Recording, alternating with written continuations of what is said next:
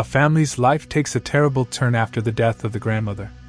As the secrets of the deceased wife get deeper and deeper, a chain of terrible events begins, and the members of the family confront them with their freely dark powers.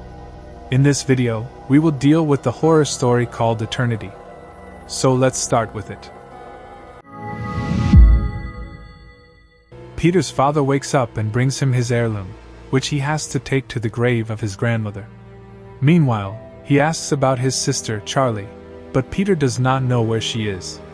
Steve finds his daughter in the lamp house, who he carries, because she sleeps there in the cold. In the cemetery, the deceased daughter says the following words. She reveals that her mother was a secretive woman, so she does not feel comfortable that she has to talk about it in front of so many people. Charlie draws and makes strange clattering sounds with his tongue, causing his father to faint. At this point, we see that several individuals among the mourners also appear. At home, after his family dog, Rexy, greets them, Annie admits that she does not feel sad because of her mother's death. It turns out that she is busy making models, which will soon be her exhibition. Currently, the miniature of her elderly home is working on another one. Then he looks at his daughter and asks her how she is, because she was his big favorite. He even wanted to feed her. But Charlie feels that his mother would rather have loved a son. Not long after, Annie finds a box with her mother's body in it. In a spiritual book, she finds an inscribed letter, in which her mother asks her not to kill her. And she is in great doubt about her losses, because in the end everything becomes clear. Then she puts the book back in the box and turns off the lamp. Her mother's spirit is standing there in the dark. Then she goes to a model, who wants to feed the baby in a disturbing way next to her grandmother. At school, Charlie does not pay attention, he just barks, but then a bird flies out of the window. An hour later he finds her and cuts off her head with a saw. Then he puts on a pocket, which a strange woman satisfiedly watches. Meanwhile, Annie notices that someone has opened her mother's room. On the floor, however, she wears a special three-piece symbol. Steve gets a call from the cemetery, saying that his grandmother's body has been found. But he doesn't tell his wife. Annie secretly goes to a group of firefighters, where it turns out that she had a bad relationship with her mother. She also tells her family. She says that her father died of starvation, her brother was schizophrenic and committed suicide, and her mother suffered from dementia. His son did not let his grandmother near him for a long time, but his daughter did, and he is guilty of it. Peter starts a party with a girl. The only problem is that he had to bring his brother, who is a hindrance to this. Therefore, he advises him to go and eat a slice of cake, but he gets allergic to it. His brother puts him in the car and drives him to the hospital. Charlie flies out of the window, but a roof pops up on the road, which causes Peter to hit the steering wheel. The girl's head is hit by a splinter. The boy, who is in shock, does not dare to look at what he did. He just slowly drives home, then goes into the house and lies down. He is still awake in the morning, when he hears his mother, who is looking for Charlie's body in the car. The loss completely destroys the family. Annie sleeps in the barn. Peter suffers from criminal consciousness and nightmares. Annie goes to the meeting again, but she can't go in. A woman, who was there before, stops her, then asks if she is better after her mother's death. Annie tells her that her daughter has died since then. She would run away from the conversation, but the woman, that is Joan, tells her that her son and 7-year-old grandson died. Then she gives the number to the case if she would still talk to someone. Annie can't concentrate on her work, and after she pours the paint on the canvas, she remembers to call Joan, who kindly invites her to himself. Annie notes that the scene is exactly like what the mother usually dreams. Then she tells what happened to her daughter. When she asks about Peter, the woman tells her that he is sleeping. For a few years, for example, she slept with her children in the barn, but when she woke them up, she woke up to the noise of the barn. From then on, her relationship with her son was not good. Meanwhile, Peter comes home from school, and he is still in lethargy. His father insists that he has already signed up for the university preparatory course, so long as he only does so much. so that he can spare time for it tomorrow. During this time, Annie mocks, but does not work at the elderly's home, but commemorates the scene of her daughter's death, when Steve is completely out of his mind. Dinner is served in a tense atmosphere. Peter provokes his mother until she fills the glass. He tells his son that he never takes responsibility for anything, and even his brother did not apologize for his death. Peter cuts back with the fact that Charlie should not have been there, because his mother forced him to take care of himself. Annie meets Joel in the parking lot of a factory, who is very fond of her. She tells him that she met a spiritist medium, with whom a 19th century male spirit was summoned, and then she was able to get in touch with her late granddaughter. She invites Annie to experience the thing with her own eyes, if she does not believe her. Joel lights a candle, and puts his hand on a glass with Annie. Then he calls his granddaughter, Louis, and asks her to move the glass. It starts on the table, and Annie is shocked.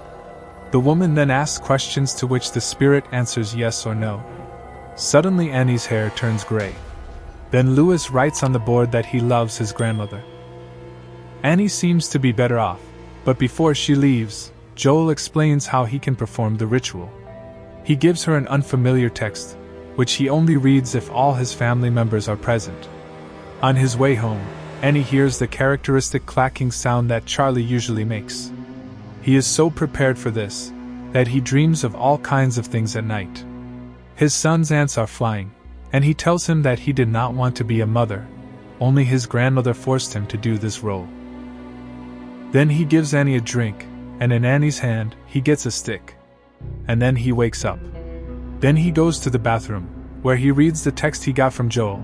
Then he wakes up his son, and apologizes for what happened at dinner. Then he wakes up his husband, and invites them to a meeting. They hold each other's hands, and Annie speaks to Charlie.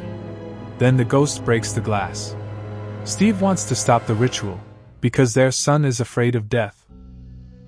But when he breaks the glass shatters. Annie starts to cry, and speaks in the voice of their daughter.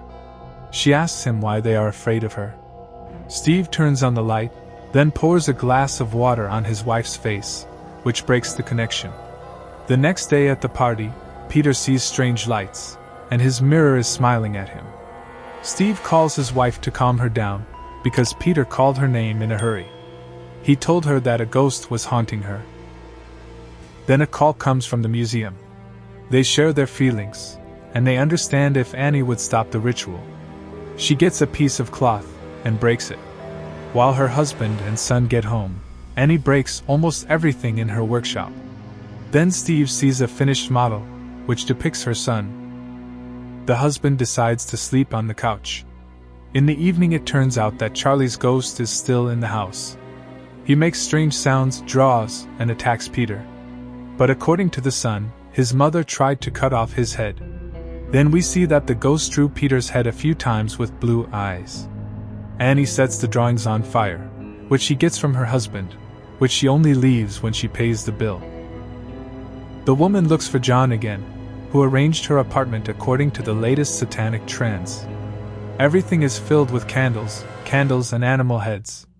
She puts 3 ribbons on the table, and a picture of Peter in the middle. Annie still suspects the food brusher, so she goes home and opens one of her mother's boxes, which contains the same famous food brushers.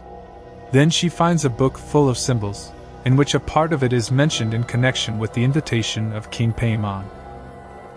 According to us, the demon always bites the most vulnerable person, and he needs a husband. Then she uploads a photo album, in which she finds pictures of her mother and John, as well as their sect. While Peter sees a new photo, Steve gets a picture of his mother's grave, from which he learns that the coffin was dug out. Annie finds her mother's headless body on the floor, and a blood-stained symbol, too. Peter hears a crackling sound from his mother's grave, then he rushes to her and knocks her head on the floor. Steve takes his son home, and his wife counts the dead body. Then she tells him that John released something on them. She shows him pictures of Peter, which she thinks needs to be burned, if they saved their son with it. Since she couldn't do it, she asks her husband to set it on fire, but he doesn't want to. So Annie does it, but now Steve's head is on fire. When Peter gets to her, he notices the glowing light in the coffin. His parents are talking to him, but no one answers him. When he looks out the window, he sees his mother's body with 4 limbs in the background. In the sunlight, he finds his father's burnt body, while his mother watches from the ceiling. And in the door, he sees a writhing gun. His mother takes him to the morgue, so he runs to the floor. The woman hits the door with her head, and then suddenly leaves him there. The wall disappears from the floor. Instead, he finds a lot of candles, and takes a picture of himself. He thinks it's a bad dream, so he starts to fluff himself. Then he hears a strange noise, then he sees his mother lying on the ceiling, who cuts her throat with a razor. And a few more men come up. He is so scared that he jumps out of the window. When he sees a lot of light, he gets in and wakes up. His mother flies into the morgue, and he nods, as he usually does, and follows her, which the blind people are interested in. John explains to Charlie, who is in the boy's body, that he is actually one of the 8 kings of Paimon, who got into a man's body. He then notes that in exchange for his services, he can now go to the morgue. Thank you for your attention, and see you in the next video.